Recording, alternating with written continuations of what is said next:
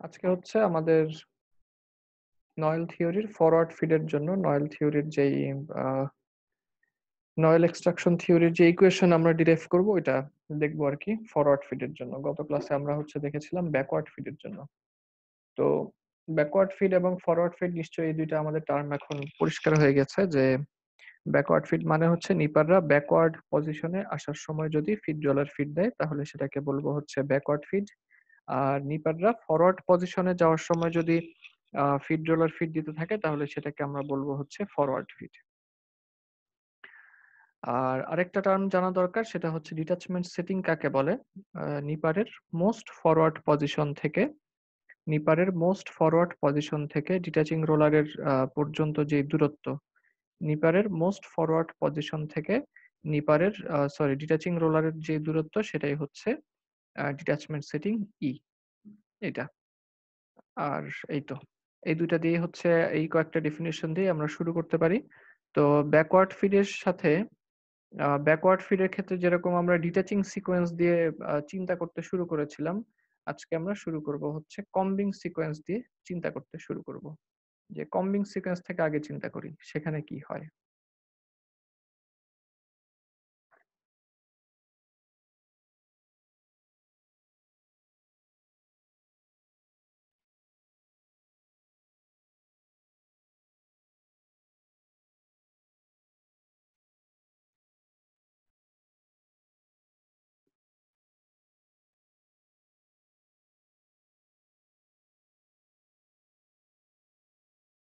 আচ্ছা, আমি হচ্ছে ভিডিওটার যেই সময়ে আটকে রেখেছি আরকি, এখানে যেটা বোঝানো হচ্ছে যে পিসিং হয়ে গেছে, ডিটাচিং ও হয়ে গেছে। এখন নিপাররা তারা পিছনের দিকে যাত্রা শুরু করবে।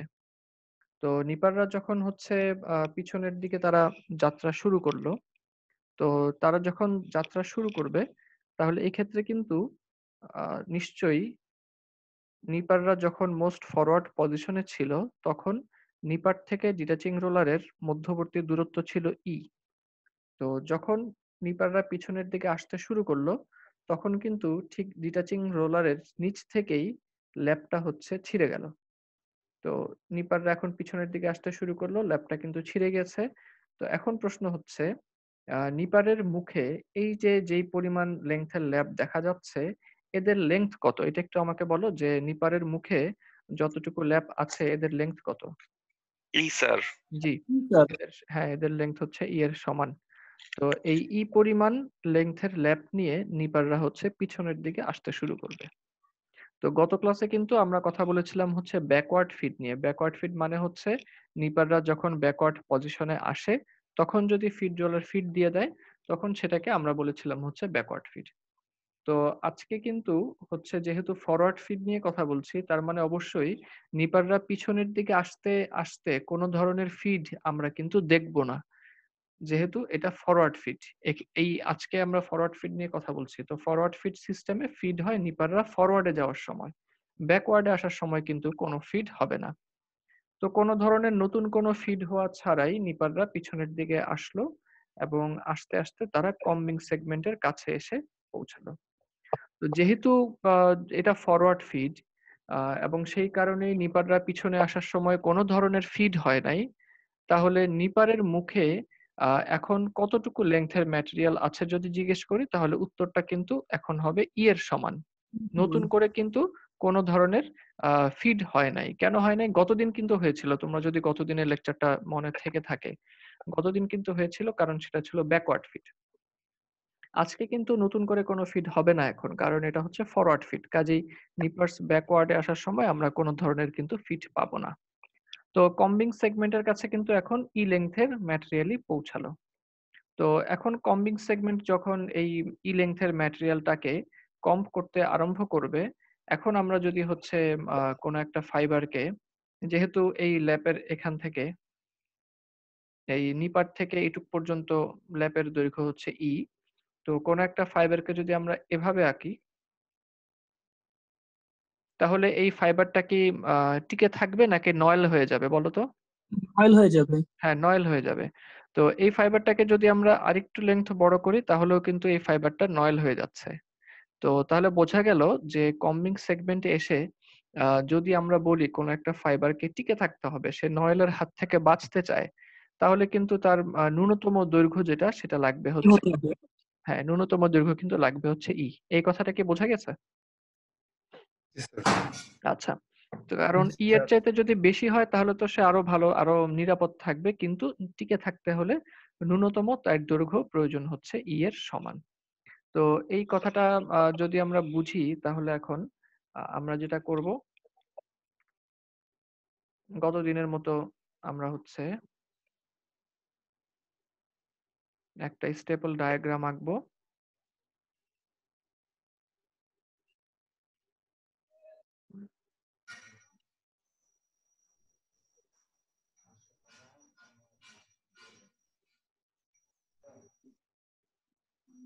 এই মনে করো এটা একটা স্টেপল ডায়াগ্রাম আমরা আঁকলাম। নাম দিয়ে দিই আমরা A, B এবং হচ্ছে C। তো এখন স্টেপল ডায়াগ্রামের রুল ছিল এটা যে আমরা সবচেয়ে লঙ্গার লেন্থের ফাইবারটাকে বাম দিকে আঁকবো এবং সেই দিক থেকে শর্টার ফাইবারগুলিকে ডান দিকে আঁকবো। তো আমরা লেন্থের যে ফাইবারটা যে লেন্থ আমরা পেলাম ওইটাকে আমরা হচ্ছে এই স্টেপল ডায়াগ্রামে বসায় দিই। মনে করো এটা এইখানে।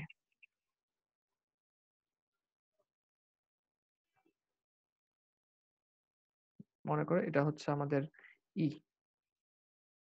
এটাকে আমরা প্রকাশ করলাম হচ্ছে কিউ আর দিয়ে প্রকাশ করলাম এবং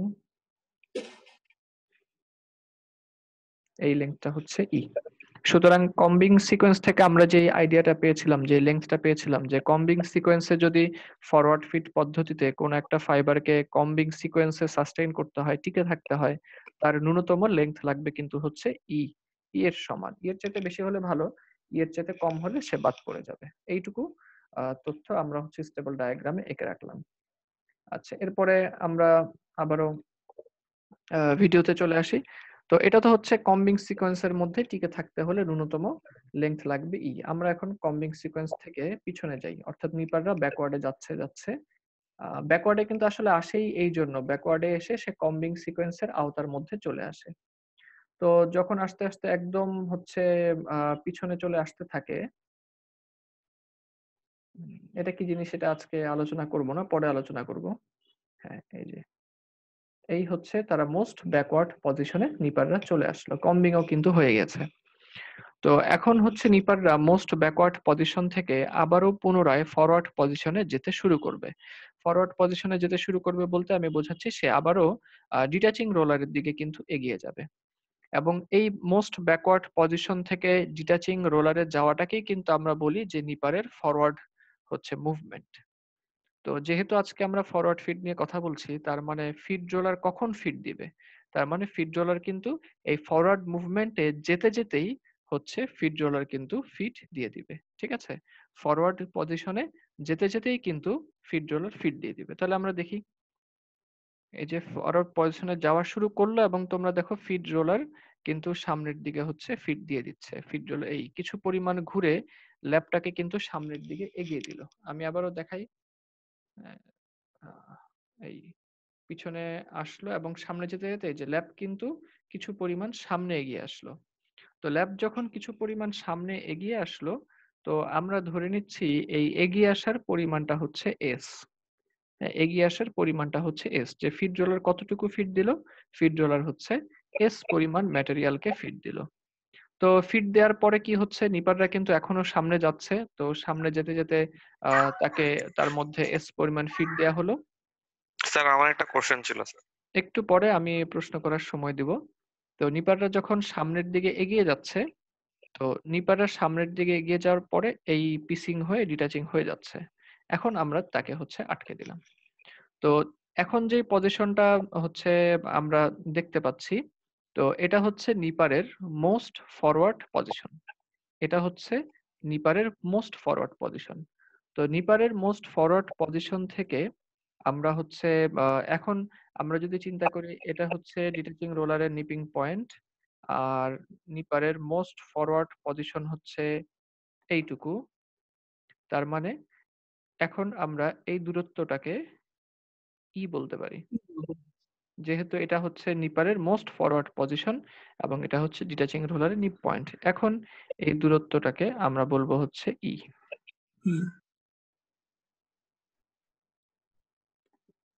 এই।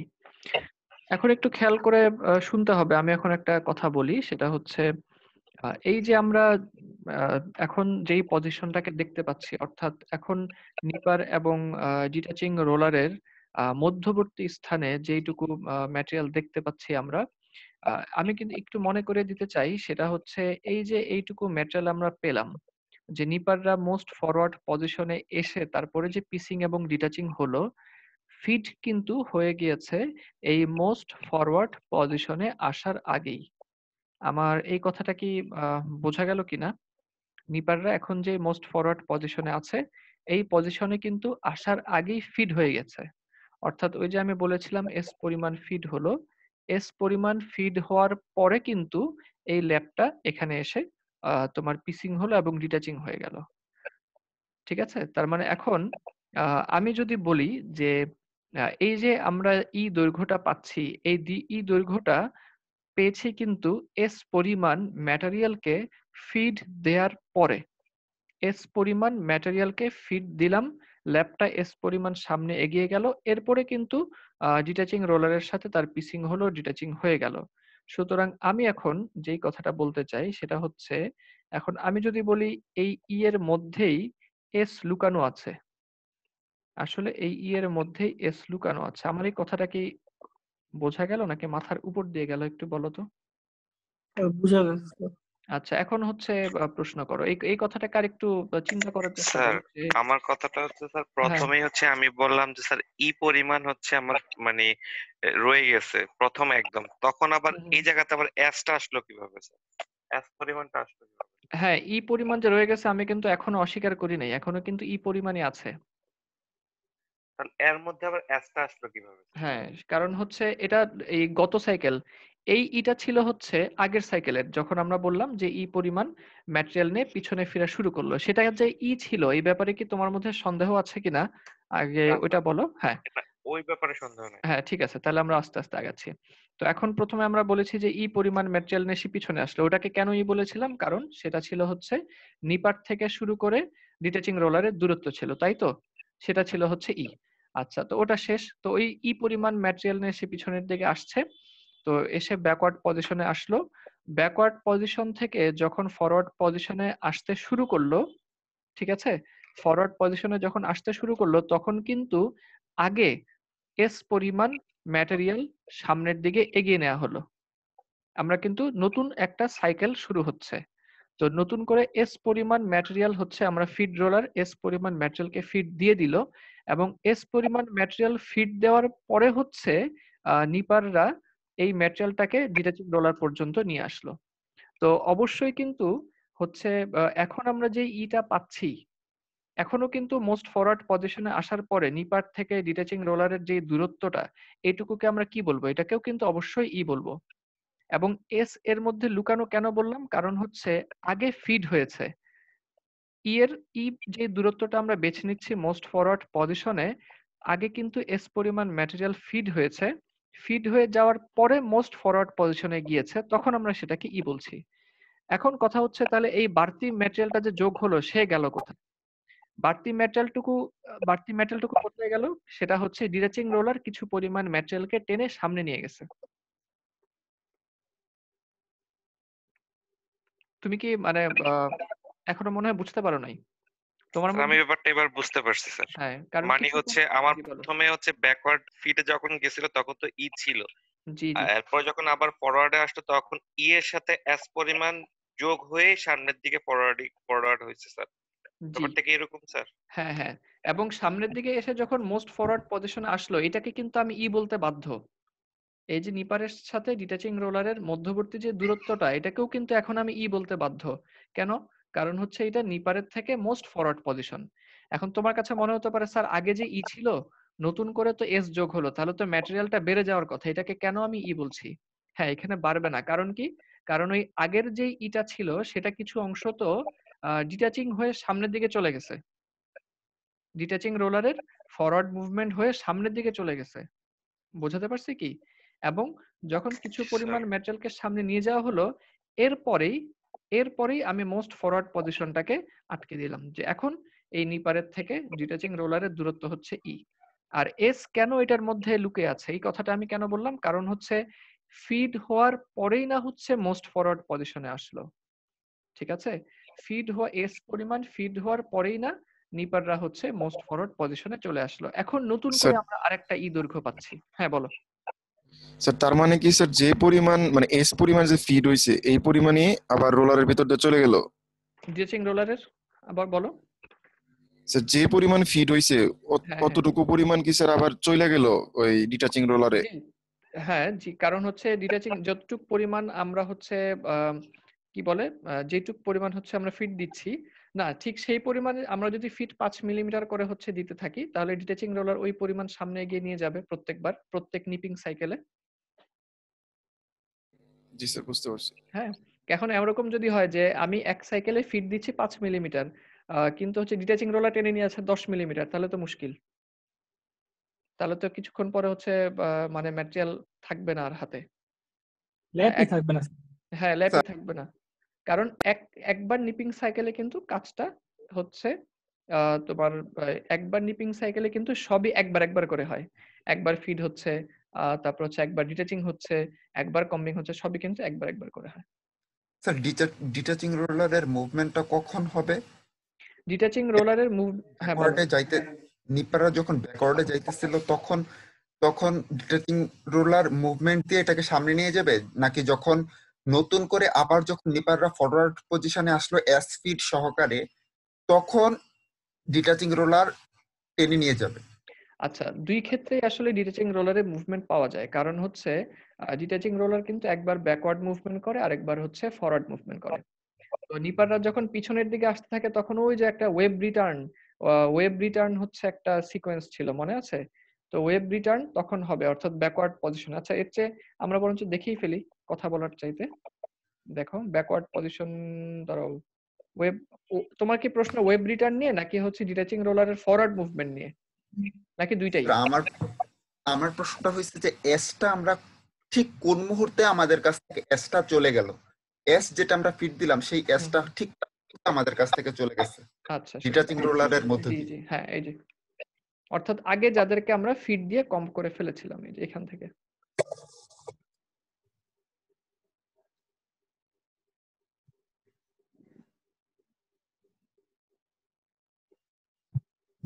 এখান থেকে খেয়াল করো। ওয়েব রিটার্ন হয়ে গেছে, তাই তো? এই যে ওয়েব রিটার্ন হয়ে গেছে। এখন এই খেয়াল করো, ওয়েব রিটার্ন হয়ে গেছে। এই যে ডিটাচিং রোলার কিন্তু ফরওয়ার্ড মুভমেন্ট দেওয়া শুরু করে দিয়েছে। ঠিক আছে? হ্যাঁ, ডিটাচিং রোলার কিন্তু ফরওয়ার্ড মুভমেন্ট দেওয়া শুরু করে দিয়েছে। ফরওয়ার্ড মুভমেন্ট দিচ্ছে কিন্তু এখন। আমি চালু করলেই দিচ্ছে। এই দিয়ে নিয়ে গেল। ব্যাস। অর্থাৎ হচ্ছে যখন পিসিং হয়ে যায়, পিসিং এর পরপরই হচ্ছে যাকে পিসিং করা হলো, অর্থাৎ মাত্রই কম্প করা ম্যাটেরিয়ালটুকু যে পিসিং করা হলো, সেই পরিমাণ ম্যাটেরিয়াল, সেই ম্যাটেরিয়ালটুকুকে ডিটাচিং রোলার সামনে টেনে নিয়ে যাবে। জি স্যার, জি স্যার, এই ক্লিয়ার। ঠিক আছে, ডিটাচিং রোলার সামনে নিয়ে গেল, এই সামনে নিয়ে গেল। জি স্যার। ঠিক আছে। আচ্ছা, আর কোনো প্রশ্ন কি আছে কারো? আর কোনো প্রশ্ন? স্যার আচ্ছা, যদি না থাকে তাহলে এখন আমি নতুন করে আরো কিছু কথা বলা শুরু করি। তো এই জিনিসটাকে হচ্ছে এখন আমরা একটা সিনারিও তৈরি করি আমাদের এই ডায়াগ্রামে। এবিসি এটা আপাতত দেখার দরকার নাই। ই লেন্থটাকে খেয়াল করো। ডিটাচিং রোলার থেকে নিপার পর্যন্ত দূরত্ব হচ্ছে আমার এখানে ই। তো আমি এখন করব কি, ধরা যাক আমি ধরে নেই ই এর মান 30 মিলিমিটার ধরে নাও। এস এর মান হচ্ছে, অর্থাৎ ফিড ডিসটেন্স হচ্ছে 5 মিলিমিটার। ই এর মান হচ্ছে 30 মিলিমিটার, এস এর মান হচ্ছে 5 মিলিমিটার। অর্থাৎ প্রত্যেকবার যখন ফিড দেওয়া হচ্ছে নিপাররা ফরওয়ার্ডে আসার সময়, তখন ফিড রোলার ল্যাবটাকে 5 মিলিমিটার সামনে এগিয়ে দিচ্ছে। কারণ নতুন করে সে 5 মিলিমিটার ল্যাবকে ফিড দিল, যার ফলে ল্যাবটা সামনের দিকে এগিয়ে যাচ্ছে। তো এখন আমি ধরে নেই ফিড দেওয়ার আগ মুহূর্তে যদি কোনো একটা ফাইবার নিপার থেকে তার দৈর্ঘ্য থাকে মনে করো হচ্ছে 15 মিলিমিটার, এমন একটা ফাইবার আমরা কল্পনা করলাম যে ফাইবারটার লেংথ নিপার থেকে 15 মিলিমিটার। তো ফরওয়ার্ড পজিশনে আসতে আসতে ফিড রোলার যদি 5 মিলিমিটার পরিমাণ ল্যাপকে সামনের দিকে এগিয়ে দেয়, তাহলে এই ফাইবারটা কি এই পজিশনেই থাকবে নাকি 5 মিলিমিটার সামনের দিকে এগিয়ে যাবে? সামনের দিকে যাবে স্যার। হ্যাঁ, সামনের দিকে, সে 5 মিলিমিটার পরিমাণ সামনের দিকে এগিয়ে যাবে। আচ্ছা আচ্ছা, এই যে 5 মিলিমিটার পরিমাণ সামনের দিকে এগিয়ে গেল, এই এগিয়ে যাওয়ার ফলে কি সে নিরাপদ পজিশনে গেল নাকি আরো ভাসমান পর্যায়ে সে রয়ে গেল বলো তো? ভাসমান পর্যায়ে। স্যার। সে কিন্তু ভাসমান, এবং ভাসমান থাকাটা অবশ্যই বিপজ্জনক। বিপজ্জনক কেন? কারণ আমরা তার নয়েল ব্যাপারে হয়ে যাবে। নিশ্চিত না। হ্যাঁ, এইবার নয়েল না হলেও ঠিক যখনই ওই পিছনে চলে যাবে, মোস্ট ফরওয়ার্ডে এসে নিপাররা যখন পিছনে চলে যাবে, তখন কিন্তু সে কম্বিং সেগমেন্ট দ্বারা হচ্ছে কমড আউট হয়ে যাবে। সুতরাং সে কিন্তু নিরাপদে যেতে পারলো না। যদি এই ফাইবারটা হচ্ছে এই নিপ ডিটাচিং রোলারের নিপ পয়েন্ট পর্যন্ত চলে আসতে পারতো, আমরা শতভাগ নিশ্চিত হয়ে বলতে পারতাম সে নিরাপদ। কারণ ডিটাচিং রোলার বিন্দু মাত্র ঘুরলেই ওই ফাইবারটা কিন্তু নিরাপদে চলে যেতে পারতো। এখন এই ফাইবারটা কিন্তু আমরা তাকে নিরাপদ বলতে পারছি না, সে বরঞ্চ নয়েল হয়ে যাওয়ার পরিস্থিতিতে আছে। তাহলে এখন বলো তো, তার নিজের লেন্থ ছিল 15 মিলিমিটার আর ফিড রোলার তাকে ধাক্কা দিল 5 মিলিমিটার, তাহলে সে নিপার থেকে কত মিলিমিটার দূরত্ব অতিক্রম করে ফেললো? 20 কিন্তু তার নিজের দৈর্ঘ্য কিন্তু 15 মিলিমিটার, তাহলে বাকি 5 মিলিমিটার বোনাস কোত্থেকে পাচ্ছে সে? ফিট থেকে। হ্যাঁ, এই ফিড থেকে। এই যে ফিড রোলার হচ্ছে ফরওয়ার্ডে আসার সময় 5 মিলিমিটার বাড়তি একটা ধাক্কা দিয়ে দিচ্ছে, এই জন্য সে হচ্ছে এই বোনাসটুকু কিন্তু পাবে। এখন প্রশ্ন হলো, ফাইবারের নিজের দৈর্ঘ্য হচ্ছে 15 মিলিমিটার, 5 মিলিমিটার সে বোনাস ধাক্কা পেল, ধাক্কা পেয়েও কিন্তু সে 20 মিলিমিটার অতিক্রম করলো। 30 মিলিমিটার অতিক্রম করে ফেললে কিন্তু সে ঠিকই ডিটাচিং রোলার পর্যন্ত পৌঁছায় যেত। এখন তোমাদের কাছে প্রশ্ন হচ্ছে, এই ডিটাচিং সিকোয়েন্সে যদি কোনো ফাইবার টিকে থাকতে চায়, 5 মিলিমিটার যেখানে ফিড অ্যামাউন্ট, 30 মিলিমিটার যেখানে ডিটাচমেন্ট সেটিং, এই পরিস্থিতিতে কোনো একটা ফাইবার যদি ডিটাচিং সিকোয়েন্স থেকে বেঁচে যেতে চায়, তাহলে তার দৈর্ঘ্য ন্যূনতম কত হওয়া লাগবে?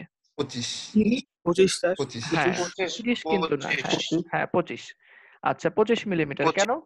কারণ হচ্ছে 25 মিলিমিটার তার নিজের লেংথ, আর ফিড রোলার তাকে কিন্তু সঙ্গে 5 হলে 30 হয়ে যাবে স্যার। হ্যাঁ বোনাস ধাক্কা দিয়ে দিবে, যার ফলে ফাইবারের লেন্থ যদি 25 হয়, সে হচ্ছে 5 মিলিমিটার বোনাস নিয়ে কিন্তু ঠিকই এই ডিটাচিং রোলারের নিপ পয়েন্ট পর্যন্ত পৌঁছে যেতে পারবে। এই কথাটুকু কি বোঝা গেছে? জি স্যার। আচ্ছা জি স্যার। হ্যাঁ, তো তোমরা হচ্ছে এই যে 25 মিলিমিটার যেটা হিসাব করছো, এখানে তোমরা একটা গাণিতিক মানে প্রয়োগ করছো তোমরা, সেটা হচ্ছে ই মাইনাস এস, তোমরা ক্যালকুলেট করছো। 25 হচ্ছে কিভাবে, এই যে ই হচ্ছে 30 মিলিমিটার,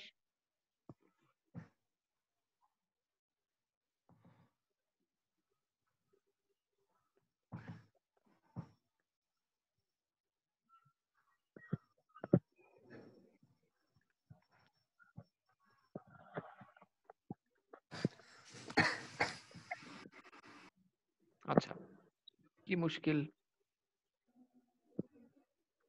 আচ্ছা, তো এখানে থাকুক সবগুলো। এই তোমরা কি আবার আঁকিবুকি করতেছো? মুছে ফেলো,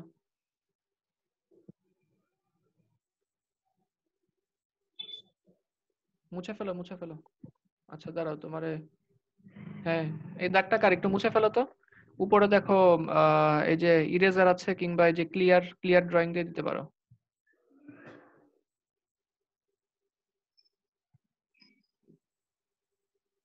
স্যার ল্যাপটপে চার্জ কম। হুম, ল্যাপটপের চার্জ আপনি ল্যাপিতে নাকি পিসিতে? আবার একটু বলো। স্যার আপনি ল্যাপটপে নাকি পিসিতে? হ্যাঁ ল্যাপটপে। না, চার্জ চার্জ ঠিক অনেক কম স্যার। তাই আমার এখানে দেখাচ্ছে 4 মিনিট টু ফুল চার্জ। তাহলে স্যার আমার ডাটা সমস্যা। হ্যাঁ হইতে পারে। আচ্ছা, এটাকে কে দাগ দিছো একটু মুছে ফেলো, দেখতে বাজে দেখাচ্ছে। স্ক্রিন শেয়ারটা অফ ওপেন করেন, তাহলে চলে যাবে এটা। হ্যাঁ, স্যার আপনি তো রিমুভ স্ক্রিনটা করতে অফ করে পারবেন ওপেন মেবি করেন। স্যার। স্ক্রিন অফ করে ওপেন করব। স্যার আপনি তো রিমুভ করতে শেয়ারিংটা পারবেন। অফ করে।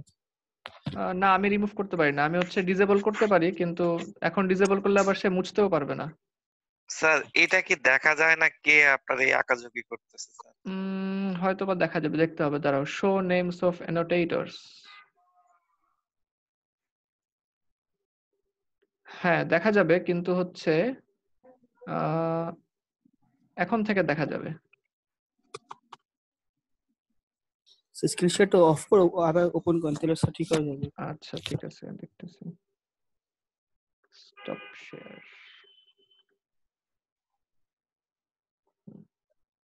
আমি ডিসেবল করে রাখি।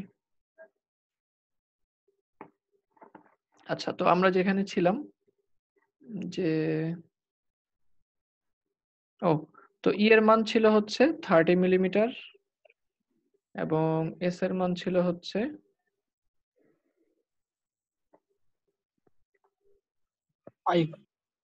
5 মিলিমিটার। আচ্ছা, তাহলে তোমরা যেটা বলছো যে ন্যূনতম লেংথ 25 হলেই হবে, সেই কাজটা তোমরা করছো কি, ই থেকে এস এর মানটাকে বিয়োগ দিয়ে দিয়েছো। ঠিক আছে, অর্থাৎ ই মাইনাস এস, এই দৈর্ঘ্যটা তোমরা হচ্ছে ক্যালকুলেট করছো। এটাই এখানে বোঝানো হচ্ছে, বা এখানে ম্যাথমেটিক্যালি দেখানো হচ্ছে যে ই এর মধ্যে যেহেতু এস লুকানো, আমি যদি একটু অংশকে এস ধরি, তাহলে বাকিটা হবে ই মাইনাস এস।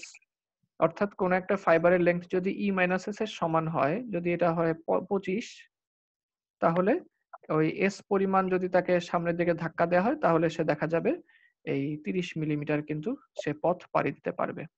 অর্থাৎ যেটা মোদ্দা কথা, সেটা হচ্ছে ডিটাচিং সিকোয়েন্স থেকে আমরা বুঝতে পারি ফাইবারের ন্যূনতম যে দৈর্ঘ্য টিকে থাকতে যদি সে চায় ডিটাচিং সিকোয়েন্সে, সেটা হচ্ছে 25 মিলিমিটার, বা জেনারেলাইজ করলে ই মাইনাস এস। এই কথাটা কি বোঝা গেল, যে ই মাইনাস এস দৈর্ঘ্যটা আমরা কিভাবে পেলাম? আচ্ছা, তো ই মাইনাস এস কোন দিকে আঁকবো, ই এর বাম দিকে নাকি ডান দিকে? স্যার ডান দিকে। ডান দিকে স্যার। হ্যাঁ, অবশ্যই ডান দিকে, কারণ ছোট।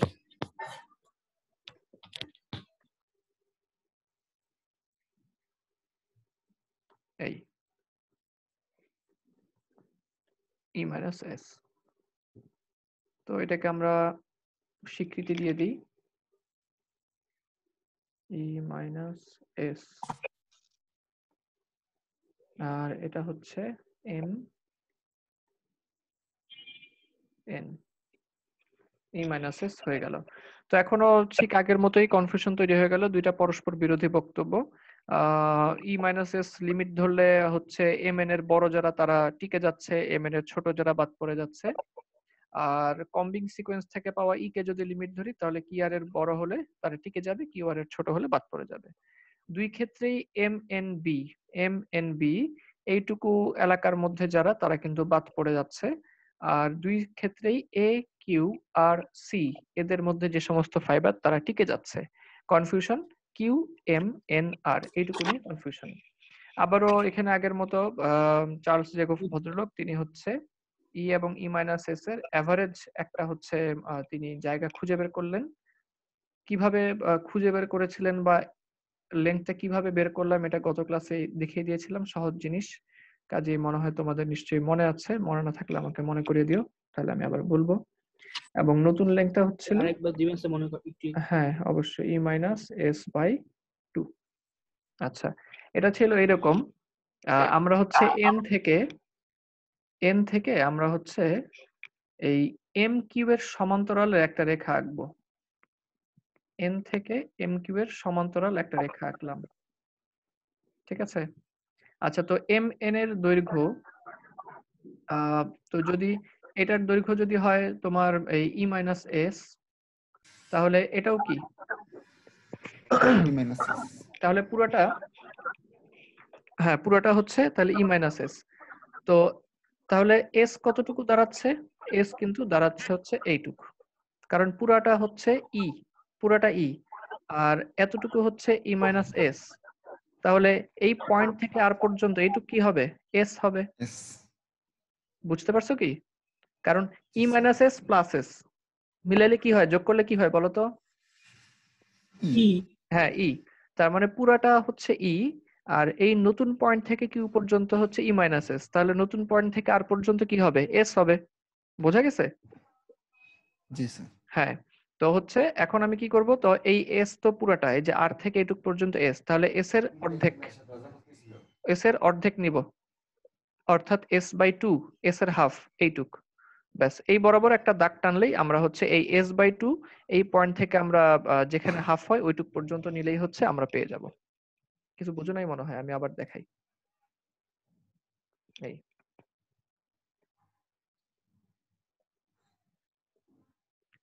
এই হচ্ছে দাগ টানলাম। কেউ কি কোনো প্রশ্ন করছো? স্যার বাইরে এই যে ম্যাথসটা কেমন খারাপ লাগে, তোমরা কে কইছে আমারে জানাইতে? তো এইটুক হচ্ছে ই মাইনাস এস, তাহলে এই কিউ থেকে এই পয়েন্ট পর্যন্ত কতটুক? ই মাইনাস এস। তাহলে পয়েন্ট থেকে আর এইটুক কতটুক বলো তো? এস পয়েন্ট থেকে, হ্যাঁ এস। এখন আমি এস এর হাফ করলাম, মনে করো এই যে এই কার্সার থেকে এইটুক পয়েন্ট হচ্ছে এস। এখন আমি এস বাই টু হাফ করলাম, এস এর হাফ করলাম এস বাই টু। এখন আমি করব কি, আমি করব হচ্ছে এই এস বাই টু, এই যে এই সমান্তরাল যে দাগটা টানছিলাম এইখান থেকে আমি এস বাই টু টানবো, যে কোত্থেকে এস বাই টু টানলে সেটা এই বিসি রশ্মিকে ছেদ করে। বোঝা গেছে? এস বাই টু এই সমান্তরাল যে আমি আঁকলাম এখান থেকে আমি টানবো এস বাই টু, থেকে টানলে সেটা এই বিসি কে ছেদ করে। আমি যদি এই পয়েন্ট থেকে এস বাই টু টানি, সেটা কি বিসি কে ছেদ করবে? না। হ্যাঁ, না করবে না, তার মানে আরো ডান দিকে আসতে হবে। ঠিক আছে, যদি এই পয়েন্ট থেকে এস বাই টু টানি তাহলে কিন্তু ছেদ করে উপরে চলে যাবে, তাহলে সেটাও হলো না। যেই পয়েন্ট থেকে টানলে এস বাই টু ছেদ করবে সেই পয়েন্ট থেকে আমি এস বাই টু টানবো। দরজা খুলছিল গিয়া। হ্যাঁ, তো তখন হচ্ছে আমি এই লেন্থটা পেয়ে যাব।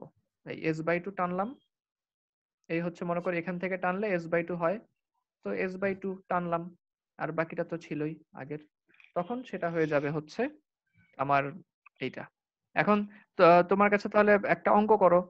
হ্যাঁ, এটা ছিল ই মাইনাস এস। আচ্ছা, এখন তোমার কাছে মনে হলো স্যার এটা যে আপনি নিজে জোর করে টানলেন এটা কি E minus S by two কিনা।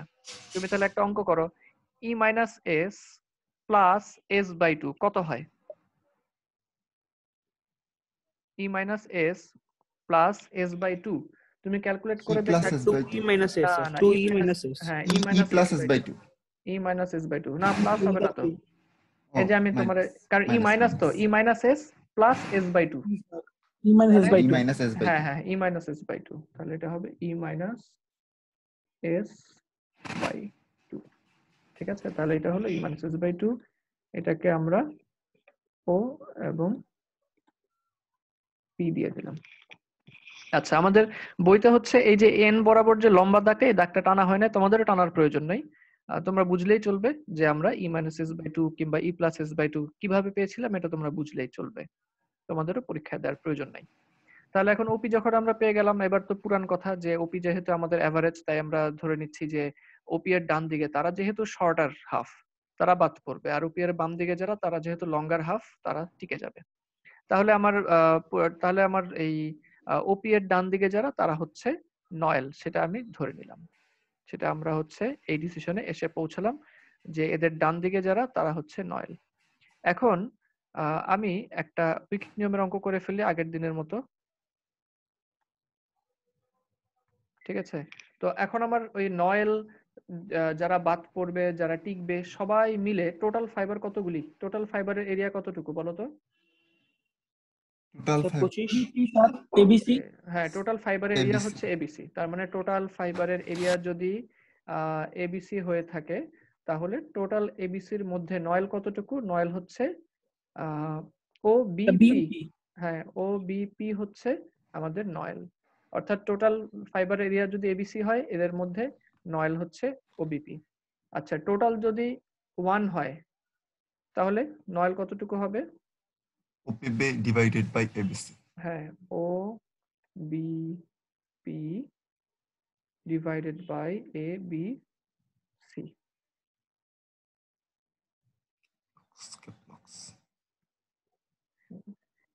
আচ্ছা, একে কত আর একশোতে কত? 100 কেন হিসাব করব, কারণ আমাদের তো উদ্দেশ্যই হচ্ছে নয়েল পার্সেন্টেজ বের করার, পার্সেন্ট মানেই কিন্তু আমাদেরকে 100-র সাপেক্ষে হচ্ছে বের করতে হবে। O BP divided by A B C into 100। হ্যাঁ, ইনটু 100। জি, ইনটু 100। আই ইনটু 100, ঠিক আছে? এটা বোঝা গেছে? জি তার স্যার। মানে এটাই হচ্ছে কিন্তু ওপিবি বাই এবিসি ইনটু 100, এটাই হচ্ছে আমার নয়েল পার্সেন্টেজের ফর্মুলা। ব্যাস, এখন আমরা হচ্ছে আমাদের স্লাইডে চলে যাই। এই যে ওপিবি বাই এবিসি ইনটু 100%। তো এরপরের কাজও পুরনো আগের মতোই। ওপিবি এবং এবিসি তিনটা ত্রিভুজের মধ্যে angle O is equal to angle A, কারণ দুইটাই সমকোণ। তারপরে হচ্ছে angle C is equal to angle P, কারণ হচ্ছে তারা পরস্পর অনুরূপ কোণ। কিভাবে অনুরূপ কোণ হলো এসি এবং ওপি সমান্তরাল দুটি রেখা, তাদেরকে বিসি নামক একটা রশ্মি পি এবং সি বিন্দুতে ছেদ করে, তাই অ্যাঙ্গেল সি এবং পি হচ্ছে পরস্পর অনুরূপ কোণ এবং তারা সমান। তো দুইটা কোণ সমান। আর একটা সাধারণ কোণ আছে অ্যাঙ্গেল বি, কারণ এই অ্যাঙ্গেল বিটা এবিসির মধ্যেও আছে, আবার ওবিপি এর মধ্যেও এই অ্যাঙ্গেলটা আছে। যখন এই শর্তগুলি পূরণ করলো, তখন কিন্তু এই শর্ত হচ্ছে পূরণ যখন সে করে ফেললো, তখন এই দুইটা ত্রিভুজ হচ্ছে সদৃশ সমকোণী ত্রিভুজ। মনে আছে এই কথাটা? তারা হচ্ছে সদৃশ সমকোণী ত্রিভুজ। আর সদৃশ সমকোণী ত্রিভুজের ক্ষেত্রে কি হয়? সদৃশ সমকোণী ত্রিভুজের অনুপাত কেমন হয় যেন?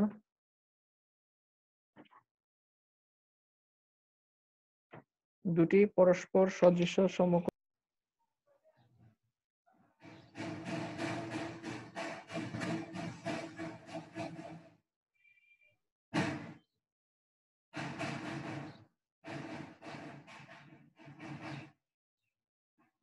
আচ্ছা, তো দুটি পরস্পর সদৃশ সমকোণী ত্রিভুজের অনুপাত, এই লেখাটা কি মনে আছে আমাদের? জি স্যার। হ্যাঁ, জি স্যার। তাদের অনুরূপ বাহুগুলির বর্গের অনুপাতের সমান। তো ওপিবি বাই এবিসি দিয়ে আমরা অনুপাত বানালাম। তো আমরা চাইলে এবিসি কেও কিন্তু উপরে রাখতে পারতাম, কিন্তু আমরা ওপিবি কে উপরে রেখেছি। কেন? কারণ আমাদের ফর্মুলার মধ্যে তো ওপিবি উপরে, এবিসি নিচে। এই জন্য আমরা এখানেও হচ্ছে তাই করেছি, ওপিবি কে উপরে রেখেছি, এবিসি কে নিচে রেখেছি। তো অনুপাত, তো অনুপাত হচ্ছে অনুরূপ বাহুর বর্গের অনুপাতের সমান। তো অনুরূপ বাহু কোনগুলা ছিল?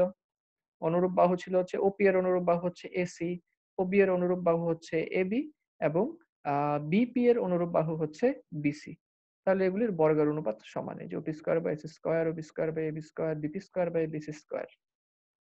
এখন আমরা ওপিবি বাই এবিসির পরিবর্তে যে কোনোটাই লিখতে পারতাম, আমরা ওপি স্কয়ার বাই এসি স্কয়ার বেছে নিয়েছি, কারণ ওটাই আমাদের প্রমাণের জন্য লাগবে।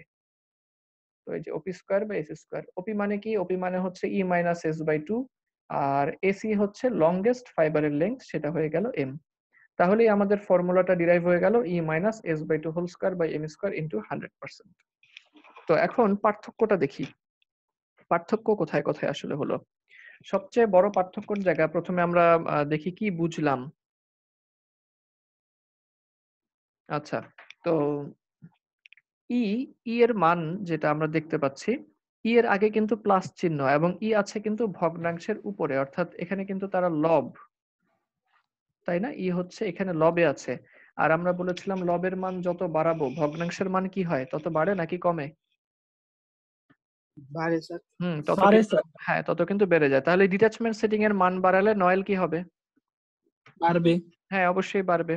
আর এম যেটা হচ্ছে লংগেস্ট ফাইবারের লেংথ, অর্থাৎ আমি যত লঙ্গার ফাইবার ব্যবহার করব নয়েল কি হবে? কমবে স্যার। হ্যাঁ, নয়েল কিন্তু ততই কমে যাবে। আচ্ছা, এই দুইটা আগের মতোই ছিল। আর এস এর মান খেয়াল করো তো, এস এর আগে কিন্তু দেয়া আছে হচ্ছে মাইনাস। তার মানে আমি এস এর মান যত বাড়াবো লবের মান কিন্তু ততই কমে যাবে, তাই না? সরি, জি স্যার। এস এর মান যত বেশি আমি বাড়াবো হরের মান কিন্তু তত ছোট হয়ে যাবে। এস এর মান যত বাড়াবো, এস এর আগে যেহেতু মাইনাস, হরের মান কিন্তু তত ছোট হবে। আর হরের মান যত ছোট হবে ততই কিন্তু ভগ্নাংশের মান হচ্ছে কমে যাবে। অর্থাৎ আমি এস এর মান যত বাড়াবো, ফিট যত বাড়াবো ফরওয়ার্ড ফিটের জন্য, নয়েল কি হবে? বাড়বে না কমবে? এস এর আগে কিন্তু মাইনাস আছে।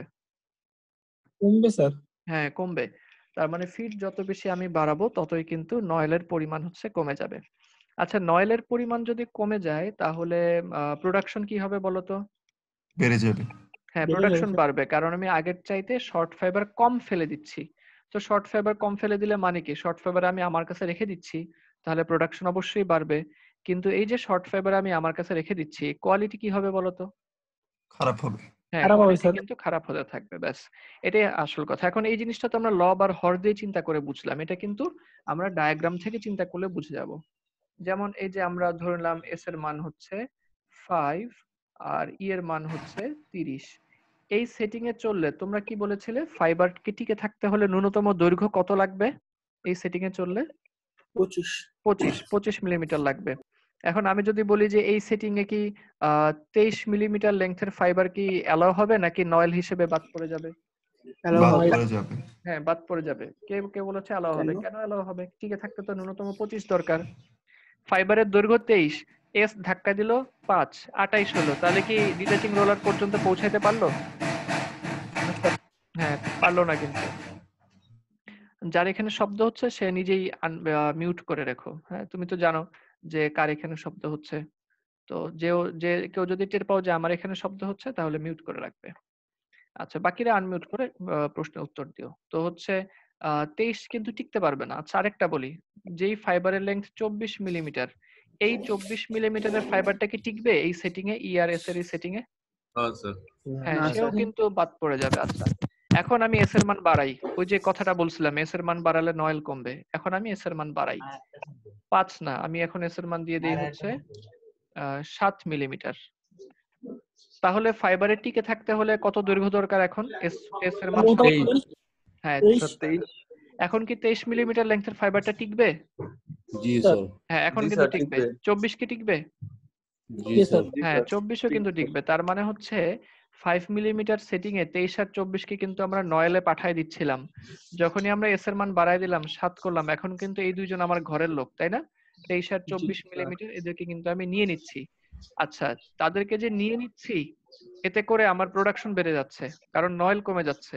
আর কোয়ালিটি কি হচ্ছে?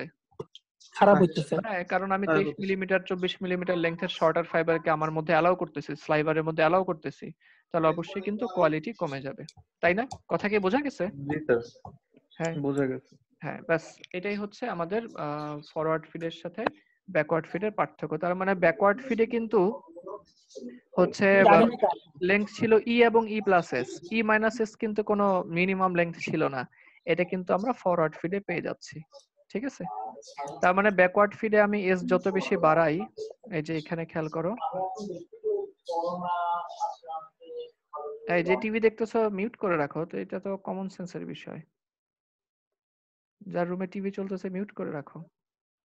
আচ্ছা, তো এখন হ্যাঁ, ব্যাকওয়ার্ড ফিডের ক্ষেত্রে দেখো, ব্যাকওয়ার্ড ফিডে আমরা দুইটা লেংথ পেয়েছিলাম, একটা ডিটাচিং এ, একটা হচ্ছে তোমার ইয়েতে, এই কম্বিং এ। তো ডিটাচিং এ পেয়েছিলাম ই, তার মানে ব্যাকওয়ার্ড ফিডে ডিটাচিং এ টিকে থাকতে হলে যদি আমি ধরি ই এর মান 30, তার মানে ন্যূনতম 30 মিলিমিটার তার দরকার। ধরে নাও ই এর মান 30 আর এস এর মান হচ্ছে 5, তাহলে ব্যাকওয়ার্ড ফিডের ক্ষেত্রে ডিটাচিং এ টিকে থাকতে হলে দরকার 30, আর কম্বিং এ টিকে থাকতে হলে কত দরকার বলো তো ন্যূনতম?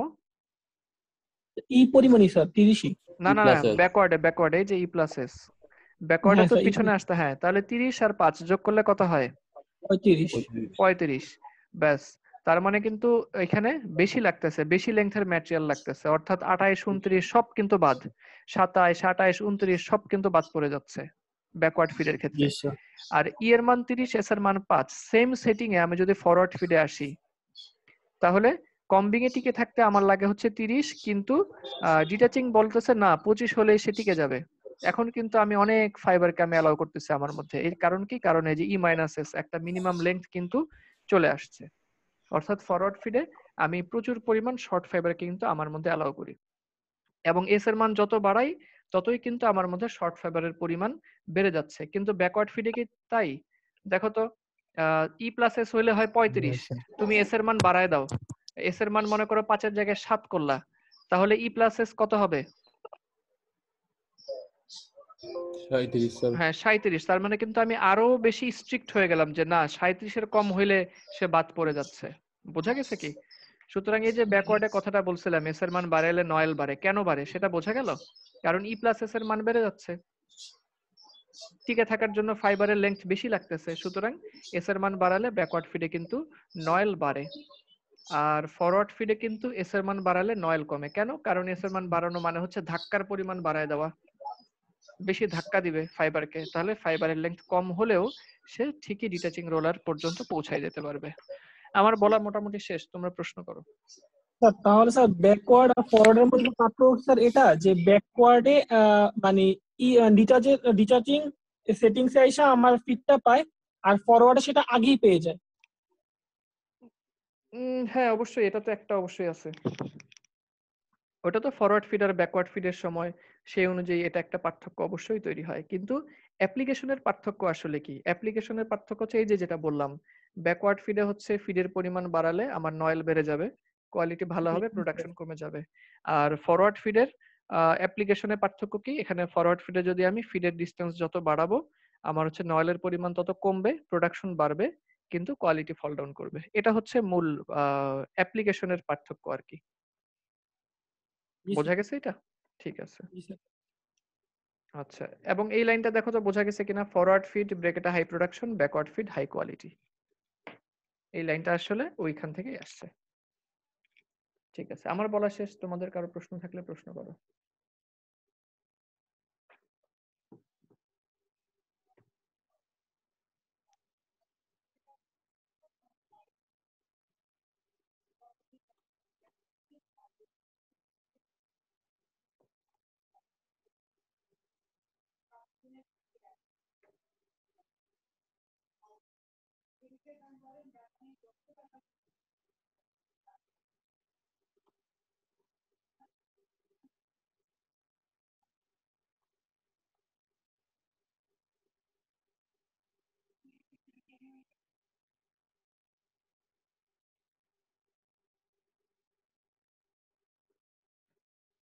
কোন সেকশন তোমরা? Section 2 sir. আচ্ছা, সবাই তাহলে চ্যাট বক্সে তোমাদের আইডিটা লিখে লিভ করো। জি স্যার। হ্যাঁ আসসালামু সবাই, আলাইকুম। ওয়ালাইকুম আসসালাম। চ্যাট বক্সের ইয়ে থেকে পরে পাওয়া যায় আইডি গুলা, চ্যাট বক্সের হিস্ট্রি জমা থাকে।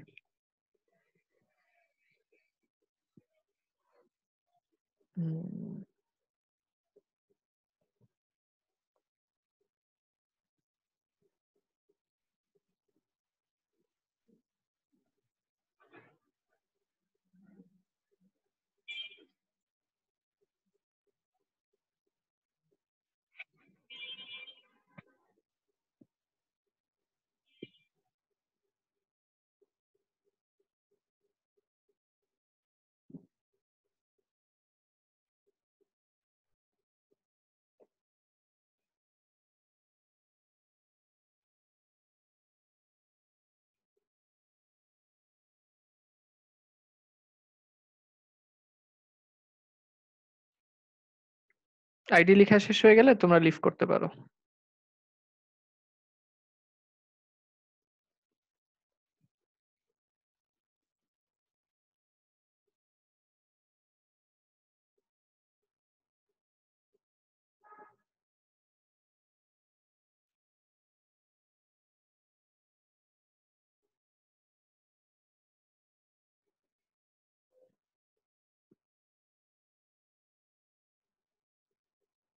আসসালামু আলাইকুম স্যার। ওয়ালাইকুম আসসালাম। আর কেউ বাকি আছে আইডি? হ্যাঁ লিখে দাও যাদের লিখে আছে, তাহলে আমি লিভ করব, মিটিং শেষ করে দিব।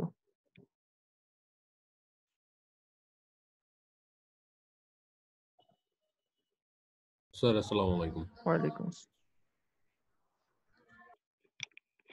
ঠিক আছে, ধরে নিচ্ছি আর কারো বাকি নেই। আমি তাহলে মিটিংটা শেষ করে দিচ্ছি।